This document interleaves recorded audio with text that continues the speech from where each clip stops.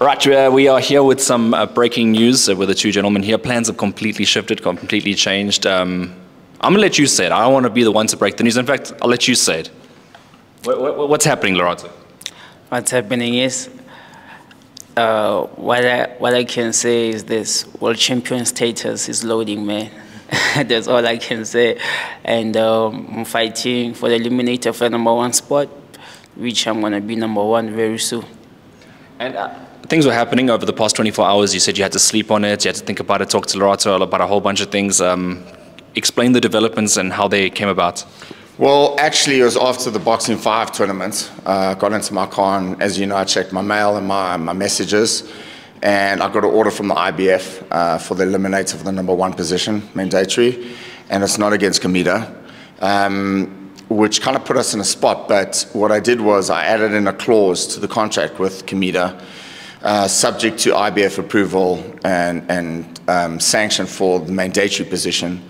And now the IBF have ordered the #3 contender, Arnold Khegai from the Ukraine, who's based in the States, represented by Top Rank.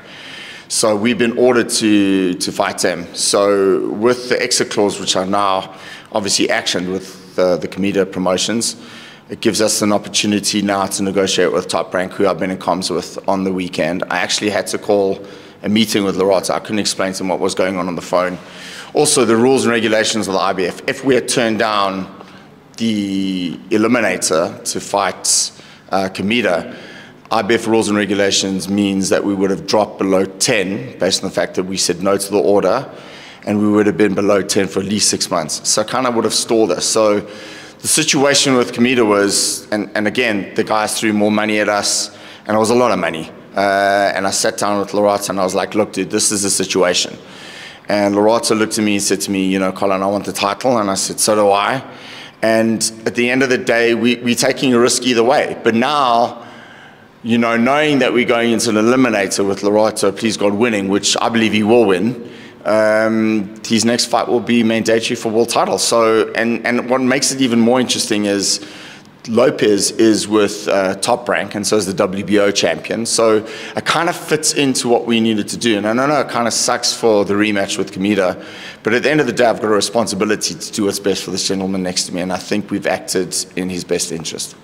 All right, the fact that you don't have to fight Khegai again, you've already gone about the business, you've gone to Japan, you've won the fight, you've got a new exciting challenge in front of you. Does it drive you even more?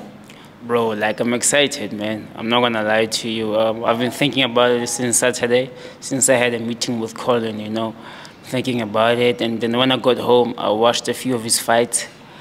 And then I was like, yeah, man, this style is suitable for me, you know what I mean? And also, like, it's a new opponent, strong kid, but beatable, man. Very, very, very beatable. He's suitable for my style, you know?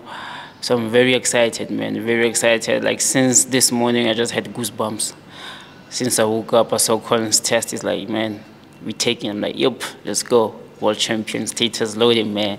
And I mean, just to bring people in that don't know, you were preparing for the Khegai rematch. There was going to be a potential also Eliminator at some point, and now it's not the Eliminator. You're going to go fight this next fight.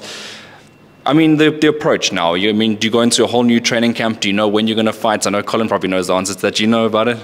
Nah, not yet. So I've just talked to him. He said that I should take a week off, you know, because I've been in camp since January, bro. So 3 months of training. So now I just have to go home, you know, be with my mom and just reset, come back, be more motivated. I already told my mom about the news, and then she's very excited, man. She literally told me that she won the title. Like, yo, before the end of the year, I want to see you being a world champion now. So, like, I made a promise to her that, yo, I am going to be a world champion, and then I'm going home just to be with her, reset my mind, come back more motivated after a week. And your motto, putting the boxes first as well, and I mean, this opportunity comes, and should Lerato win it and win big, he gets that world title shot, whether it be against Lopez or if Lopez moves up potentially, either way, he fights for the belt after this win. I mean, I can't believe you told your mother. I told you not to tell anyone. I'm joking. Look, you know, like, we've been ordered against Khegai, so the thing is that boxing's full of twists and turns. I mean, literally everything shifted within a space of 48 hours. When will the fight take place? I don't know. I'm sure it'll be done within 90 days after us reaching an agreement, which I can't see being a problem. And then thereafter, in terms of venue, time, and place, I don't know. But talking about Japan, we were supposed to go to the embassy this morning to apply for our visas. It was just crazy.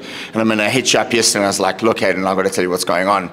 I told Bernie as well. So it has come as a surprise, but I mean, boxing's full of surprises. And just going back to putting the fighters first, I wouldn't be doing my job if I didn't navigate the best possible route for Lerato. So we weighed up the pros and cons when we went for coffee on Saturday, and I said, look, they're throwing a lot of money at you, but the point is, you want to be champion of the world. Whether we win or lose, we're still going to be dropped down, okay? And that puts us back to a position, you know, of us rebuilding again. That takes probably another year. He's getting into the peak of his career right now. So is it fair for me to stall and bring him back, irrespective of money? And then the two of us had a figure in our head, which if they would throw at us, which we would accept. And I said, the likelihood of that figure being thrown at us isn't going to happen. I said, my guts, when I sent him a text this morning, I said, my guts and head say Eliminator. And he was like, thumbs up, let's go for it, you know? So we did weigh up the pros and cons. And obviously it is a business. And he made a very good point to me saying, you know, you can't eat belts. But we're here for legacy as well. And also we know taking this risk, getting us in contention,